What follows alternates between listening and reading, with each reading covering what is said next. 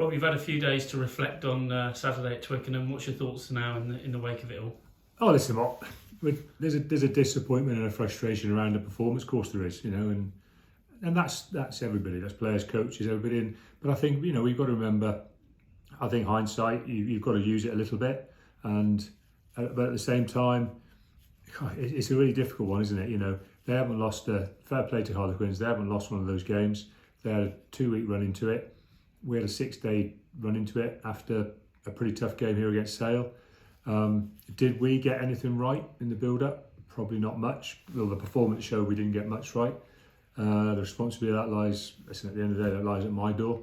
We obviously didn't either address things or talk about things or do whatever it took to get the guys absolutely ready for the game.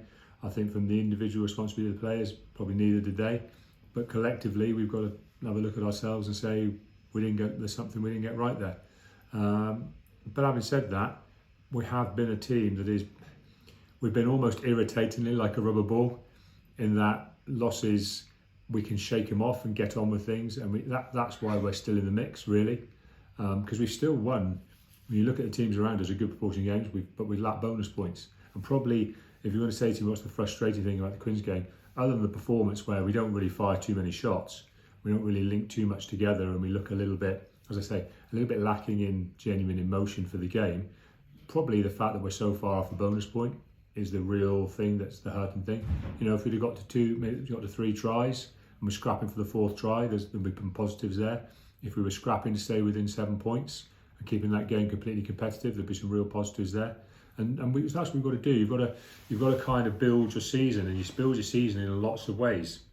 And sometimes games will go wrong. You'll be in a real tough environment. There'll be a lot of tough situational things that will happen around injuries, around availability, around those short turnarounds compared to long turnarounds.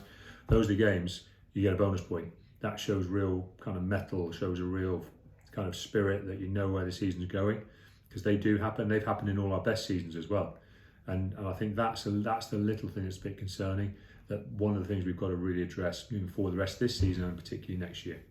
You've called it do or die now to the end of the season. Every game is almost like knockout rugby. Is that how it's got to be? And the message you've got to instill into your lads? It is a little bit. Obviously, with the game in hand helps, because if you win it, it pushes. If we just to get back into level par, we're back in there on level with a lot of teams around that fighting for those 3rd and 4th spots. So it's not I suppose it's not completely do or die, because you don't know how the teams are going to turn up, and they've all playing each other and things are different. But the reality is, we can't go on just going, we'll win one, we'll lose one, we'll win one, we'll lose one, and expect to be anywhere near the thing at the end. We actually have got to go, right, there's an opportunity here, but it's in our hands, but we do have to take it. And to take it, we're going to have to put in some away performances, without doubt. We can't just say, let's knock our home games off, and the season's gone well beyond that for us. We've got to, and we can talk like that, and we can challenge ourselves with it. And I think we are at the right stage to do it. And I actually think we're in the right mental stage to do it. I know sometimes performances will go, well, how can Rob say this?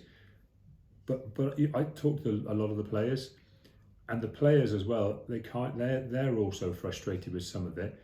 But it's for us as a coach to find them some answers, and for them to search themselves and find some answers, just to get us. I know I can't bang on about it an awful lot, but just start to look inward and look in alignment, and not try and find things that aren't there, but find all the things that are there that will help us win games of rugby. We just got to kind of knock that back in line and just get everyone looking inwards. Rob Hunter talks about being like a racehorse, put the blinkers on. We actually need to shut down and get some blinkers on a bit more than we probably are doing. There's probably a lot of things over the season and around going on. Like even now, I've just done my media, and all I'm being asked is there anybody else leaving? Is anyone else coming in? It's kind of the only speculation you see about Exeter Chiefs, and all our guys are on social media and all sorts of stuff, and all they'll be reading is all the different things that everyone's talking about Exeter. Everything's changed, everything's different, and there's not that much different. Players are leaving, some players are coming in. The club is still the club, the training is still the training, the coaches are the coaches. Things are a lot different, but you have to make sure you think that way, and we get ourselves down in alignment. When we do it, and you've seen it. We can beat any team in the league. We look like, if we get it in a European game, we look a very tough team to beat. We haven't got a home last 16 fixture because we can't win in Europe. Do you see what I mean? So we've got ability within the group, and we just got to hold fast and get ourselves right. Rob, you had your say in the changing room after. Were you encouraged, though, that a couple of the senior boys then stepped up and took the players to themselves and said, right, let's look at this and don't make this happen again? Yeah, definitely, because that's ultimately the power. Is when they embrace it themselves. But that said, they've still got to agree with each other. They've got to buy into it. They've got to talk, and then they've got to bring it through in training. And probably what's happened over a little period of time is kind of what we said are the key targets for the game. We then haven't really managed to drill all the way through training, and we haven't really then forced them into a game. And then afterwards, we haven't really been able to judge where they were and whether they worked or not, because we didn't manage to get them into the game.